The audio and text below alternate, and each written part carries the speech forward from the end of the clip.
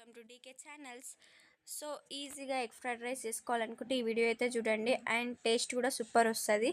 So ప్లేట్లో చూపించినవన్నీ అయితే వేసుకోండి. అలాగే టమాటోస్, మిర్చి, కరివేపాకు కూడా తీసుకొని రెడీగా పెట్టుకోండి. అలాగే రైస్. సో ఒక బగోనే తీసుకొని అందులో అయితే ఆయిల్ వేసుకోండి. అలాగే ఏవైతే నేను మసాలాలు చూపించినా అవి కూడా వేసుకోండి. అలాగే మిర్చి కూడా వేసుకొని అల్లం, పసుపు వేసుకొని బాగా కలుపుకోండి. కలుపుకున్న తర్వాత టమాటోస్ వేసుకోండి.